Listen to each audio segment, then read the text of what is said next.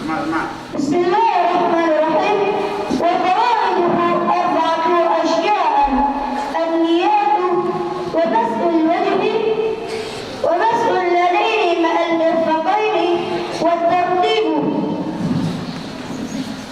طيب، الآن سأبحث إليكم جميعا في مسألة فرائض التيمم. أولا، النية. ما هي النية؟ قصد شيء مقترنا بفعله بدليل إنما أعمل بالنية، ومحل النية في قلبي.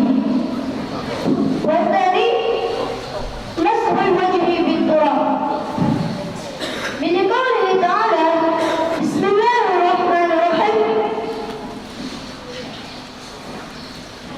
فامسحوا بوجوهكم وأيديكم إلى المرافق. والثالث، مسح اليدين مع المرفقين. يكون مسحهما بضربتين: ضربة للوجه وضربة لليدين مع المرفقين. الرابع، الترتيب. ما هو الترتيب؟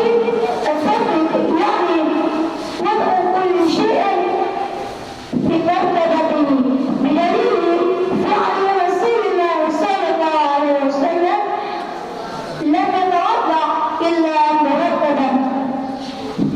شكرا كثيرا على اهتمامكم والعفو منكم.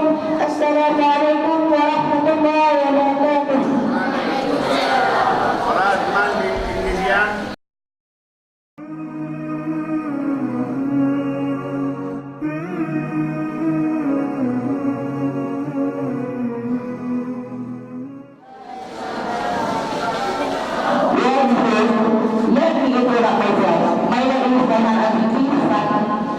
Son of Mary Gunawan and Indriani. I'm originally from Janto City, but now I live in Malabo City. I'm graduate from the school Min A West Aceh.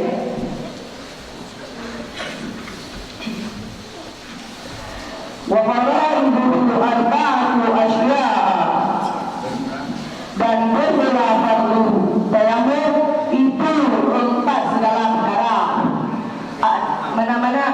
Mana-mana 4. An-niyatu, niat. Wa mastul wajhi, dan menyapu wajah dan menyapu muka. Wa masul yadaini ma'al mirfaqaini, dan menyapu kedua tangan beserta kedua siku. Wa tartibu, dan tertib.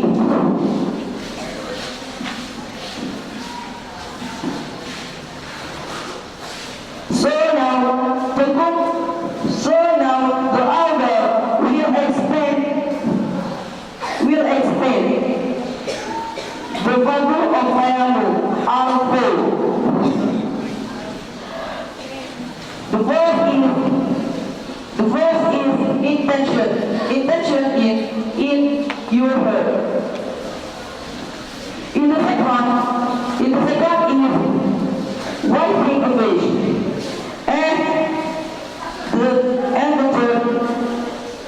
And the third is wiping through and to elbow.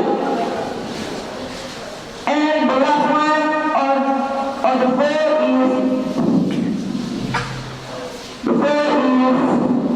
orderly.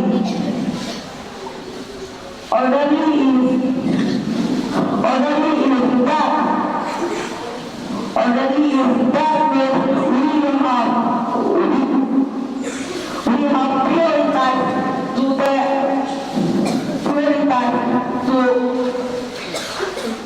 to wiping the face before wiping 2 hands to elbows. Okay. Assalamualaikum warahmatullahi wabarakatuh.